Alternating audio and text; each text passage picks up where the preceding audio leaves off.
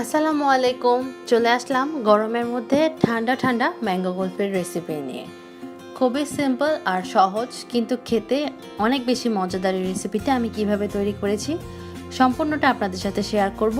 এটা তৈরি করার জন্য উপকরণও কম লাগে, সময়ও কম লাগে, কিন্তু যেহেতু আইসক্রিম জমতে একটু সময় লাগে। তো আমি কিভাবে তৈরি করেছি চলুন প্রস্তুত প্রণালীটা দেখে ফেলি। প্রথমে আমি একটা প্যানের মধ্যে লিকুইড দুধ দিয়ে নেব। ফুল ক্রিম দুধ নেওয়ার চেষ্টা করবেন। 2 কাপ পরিমাণ আমি এখানে নিয়ে নিয়েছি। এটাকে এখন নেড়েচেড়ে অপেক্ষা করব ফুটে ওঠা পর্যন্ত।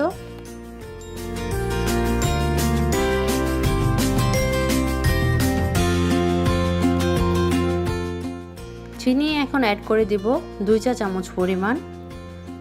আমের মিষ্টি যদি বেশি থাকে চিনি অ্যাড না করলেও চলবে, আমি 2 চামচ পরিমাণ অ্যাড করছি।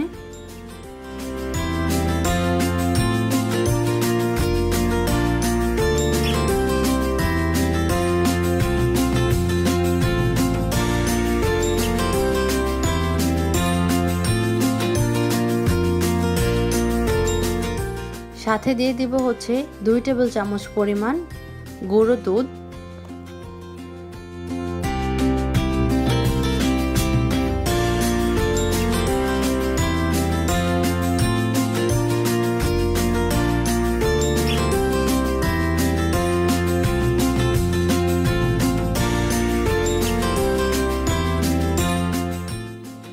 নাড়তে নাড়তে যত পর্যন্ত একটা ক্রিমি টেক্সচার না চলে আসবে তত পর্যন্ত এটাকে চুলায় বসিয়ে রাখতে হবে মিডিয়াম টু লো ফ্লেমে।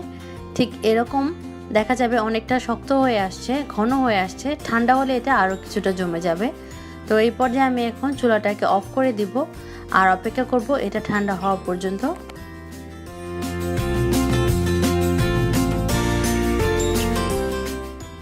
আর এদিকে আমি আমের মধ্যে যে কুলফিটা তৈরি করব এর জন্য আমটাকে রেডি করে নিচ্ছি।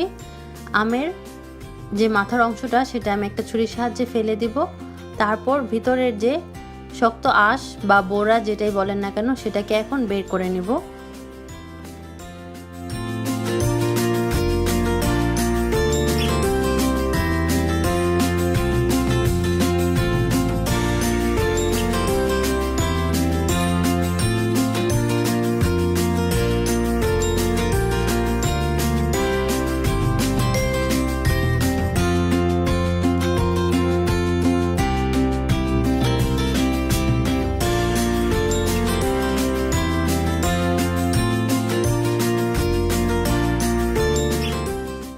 তো আঁশের মধ্যে থেকে যতটুকু সম্ভব আমের পিউরি আমি এখান থেকে কালেক্ট করে নেওয়ার চেষ্টা করছি।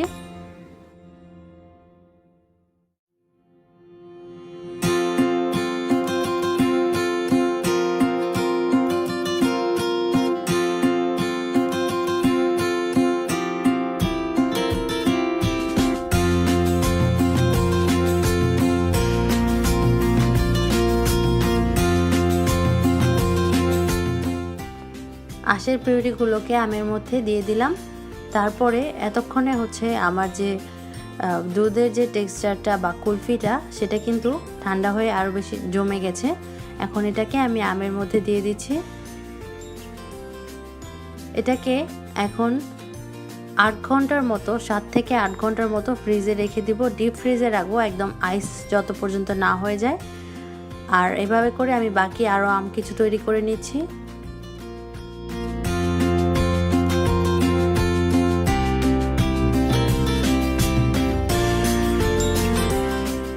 8 ঘন্টা পরে হচ্ছে আমি আমটা বের করে নিয়েছি।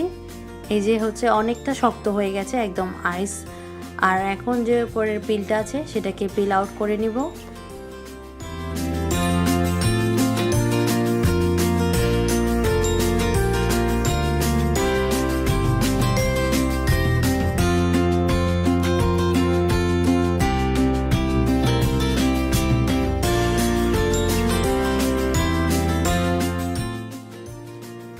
এখন আমগুলোকে কুলফির মতো গোল গোল করে কেটে নিচ্ছি। ব্যাস তৈরি হয়ে গেল মজাদার ম্যাঙ্গো কুলফি।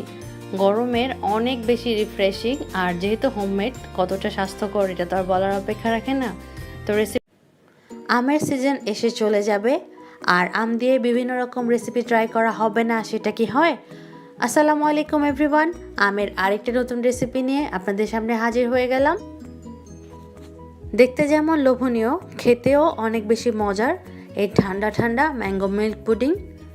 খুবই সহজ, 3 থেকে 4টি উপকরণে আর কম সময়ে তৈরি করা যায় এই রেসিপিটা। গরমের দিনে একবার হলেও ট্রাই করে দেখবেন। আমি কিভাবে তৈরি করেছি সেই প্রস্তুত প্রণালীটা আপনাদের সাথে শেয়ার করছি। প্রথমে জেলো তৈরি করে নিব।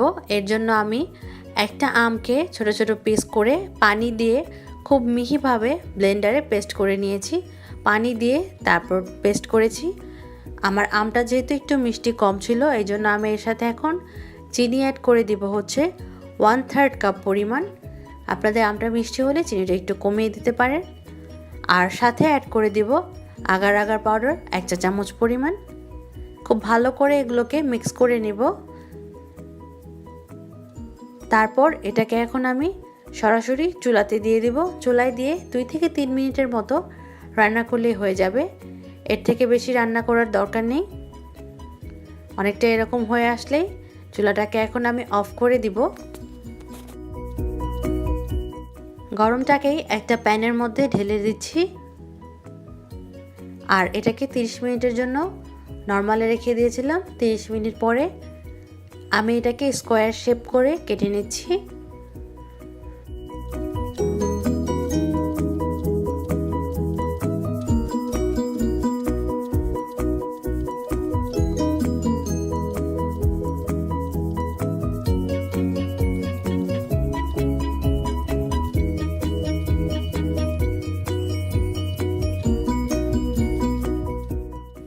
স্প্যাচুলার সাহায্যে একটুভাবে আলাদা করে নিচ্ছি।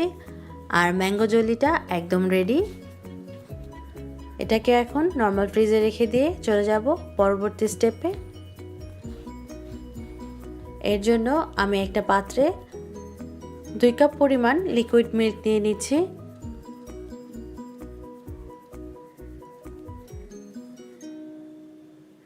সাথে এখন দিয়ে দিব প্রায় 1/4 কাপ পরিমাণ চিনি। আর দিব 1 চা চামচ পরিমাণ আগার আগার পাউডার। একটু ভালো করে মিক্স করে তারপরে চুলাটাকে অন করে দিব। চুলাটাকে অন করে 3 থেকে 4 মিনিটের জন্য এটাকে রান্না করে নিলেই হয়ে যাবে। এর বেশি আর রান্না করার প্রয়োজন নেই। দেখেই বোঝা যাবে যখন অনেকটা ঘন হয়ে আসবে।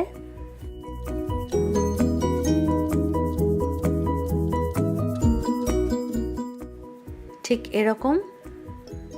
এই পর্যায়ে আমি এখন চুলাটাকে অফ করে দিব।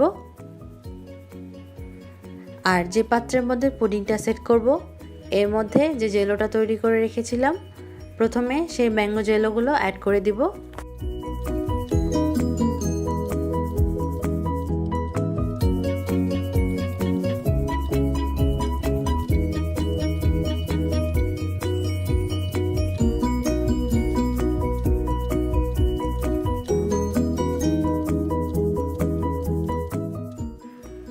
তারপরে দুধের মিশ্রণটা গরম অবস্থাতে এর মধ্যে দিয়ে দিব।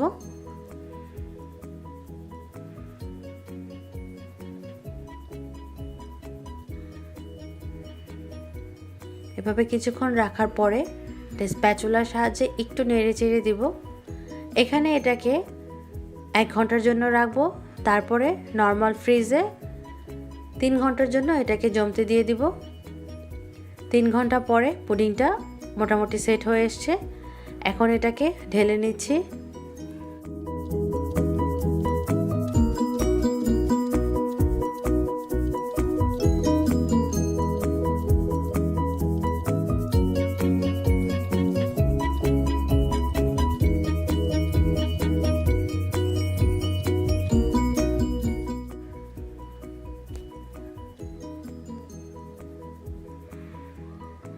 মাশাআল্লাহ, অল্প উপকরণে দারুণ এই রেসিপিটা রেডি।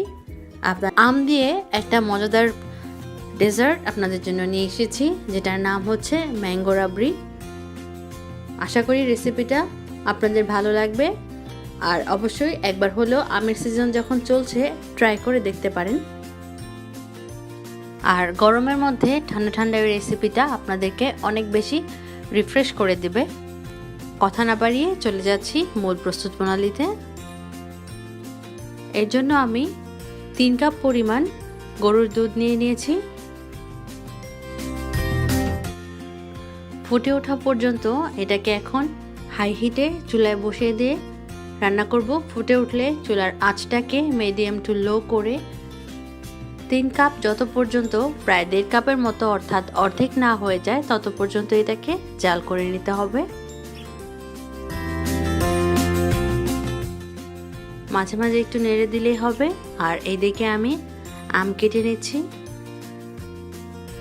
3টা আম আমি কেটে নিয়েছি।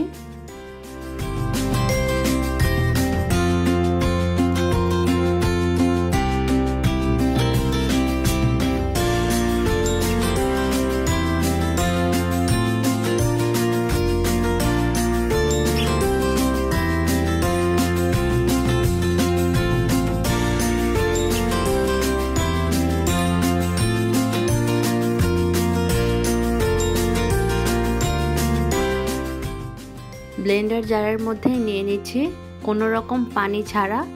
এটাকে এখন ব্লেন্ড করে নেব। পিউরিটাকে এখন ফ্রিজে রেখে দেব। আর অন্যদিকে একটা বাটির মধ্যে প্রথমে নিয়ে নিব 1 টেবিল চামচ পরিমাণ কাস্টার্ড পাউডার। আর সাথে ওই চুলাতে গরম দেওয়া দুধ থেকে অল্প একটু দুধ এনে এর সাথে ভালো করে প্রথমে মিক্স করে নিলাম। দুধটাও কিন্তু অর্ধেক হয়ে এসেছে। এখন এর মধ্যে কাস্টার্ড পাউডারটা ঢেলে দিব, দিয়ে খুব ভালো করে মিক্স করে নিব।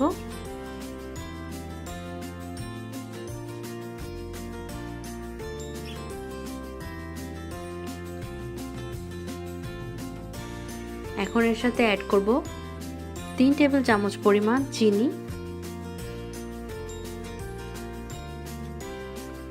আরও বেশ কিছুক্ষণ একটু নেড়ে চেড়ে নিয়ে কিছু বাদাম কেটে সেগুলো অ্যাড করে দিব।